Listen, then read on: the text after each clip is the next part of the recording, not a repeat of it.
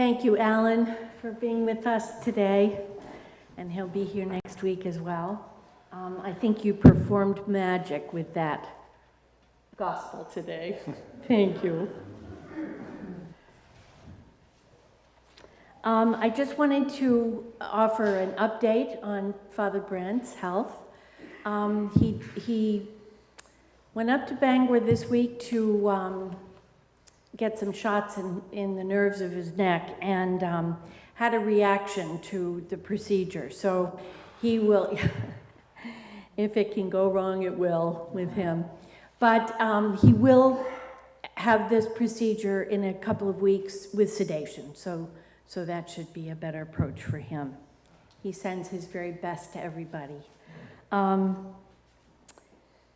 The picnic today is especially to honor those wonderful supply priests who have just kept us afloat for so many months. We just so appreciate each and every one of you, and each and every one of you has brought a unique gift to St. Francis. So thank you, and thank you for being here today. Bill has a couple of words, Bill Gould for Stewardship. And I just wanted to mention that John Paul and I will be away for a week starting on Tuesday. So Prudy is the point person for the next, from the 20th to the 27th. Thank you.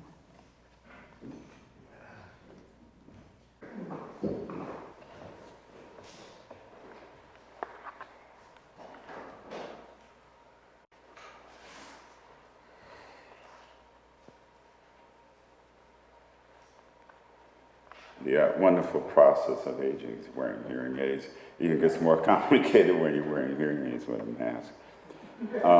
So I have a couple words to want to give you about stewardship, my faith journey, and the life of this church.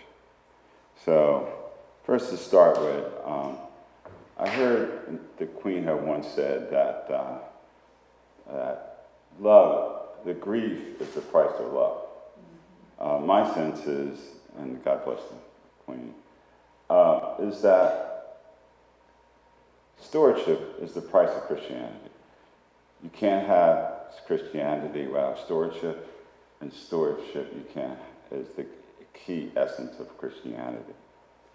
And we mean by stewardship, it's more than this physical building. I am the vestry representative of the Buildings and Grounds Committee, and we've done an exceptional job keeping this facility in the kind of shape that it's in, and we're really proud of it. But stewardship is the outward expression of our faith. In my sense of faith, faith is not faith without action. And one of the essential pieces of faith action is stewardship.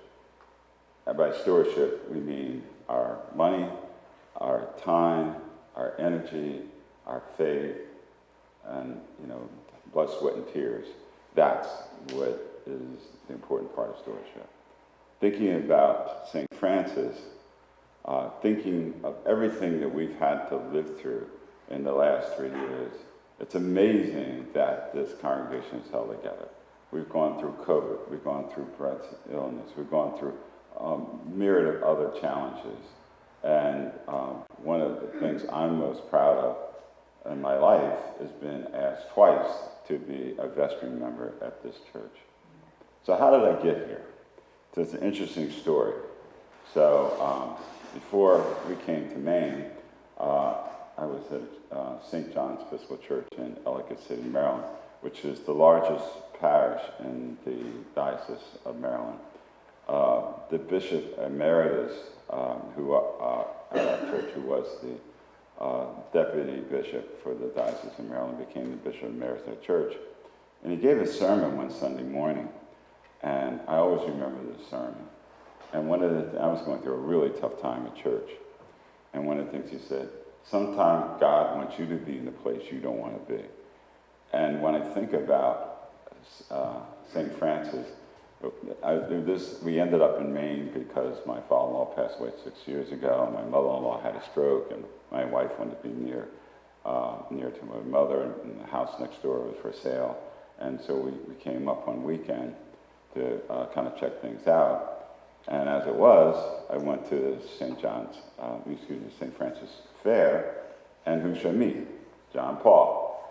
We actually bought a table from John Paul, and JP said, "Bill, why don't you come to church?" So I come to church the next week, and interesting enough, when I walked in here, I said, "Maybe I made a wrong turn. I think this is the Quaker Meeting House, not an Episcopal church." So I kind of hung in there a little bit, and because I'm used to so I come through Christianity from birth. My grandfather was an Episcopal priest, and one of the second largest at the time, even though it was de facto segregation in the Episcopal Church in Philadelphia. This was predominantly African American church, and my grandfather was the minister there. And as it was, at 5 years old, I became the youngest chief crucifer in the history of God.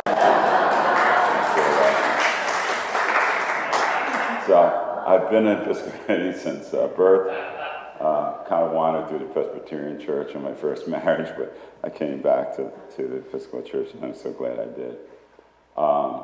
And so with that start of my faith journey, which has been a journey, I think one of the prices of humanity is making mistakes. We all make mistakes, and I've had a very, very complicated and interesting faith journey. So why do we give?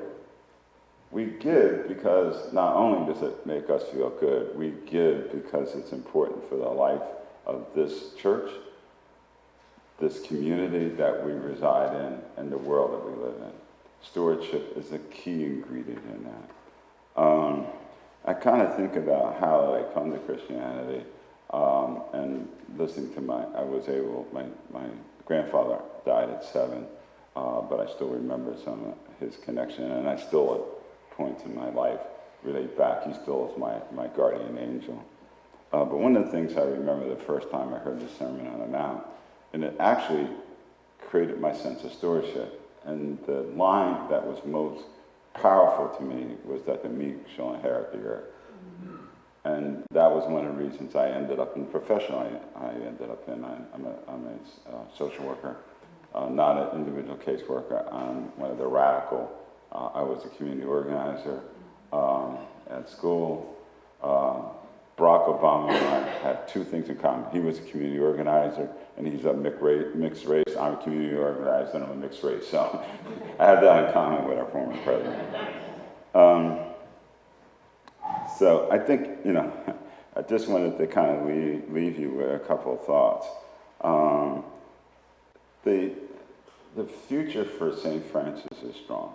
The fact that we've been able to survive these things and we prosper, we bring new members in, is exciting. The fact that I'm so proud to have been honored to have been asked to be a member of the vestry twice in this wonderful place that we worship in. It was really funny when I left the church. I had just gotten off a tour of duty as vestry member in my church in Maryland. And one of the first things they said to me, "I'll bet within a year I'll be back on the vestry." It worked out. I've kind of been in a leadership position in churches before. At my home church in Bridgeton, New Jersey, in South Jersey, I was the head acolyte. So it just seems like I kind of get getting stuck with these leadership positions. But I hope it's because some of the things that I have to say sometimes have an impact on people. I can't tell you how much I love all of you. I love this place. When I wrote the little card out to Claudia about contacting me, one of the things she asked me when she called me is, "What are you looking for?" "I'm looking for a new home." And this has been my home for almost the last 5 years, and I'm so glad that I walked through the door and didn't walk back out when I thought I was at the Friends meeting house. So one last thought is, one of my favorite prayers, and I think is very befitting of today, is, I fought the good fight, I finished the race, I kept the faith. It's a little prayer I say to myself almost every day. And I think let's all remember, we fought the good fight, we finished the race, and we kept the faith. And stewardship is a key part of our faith. Thank you for letting me indulge. And,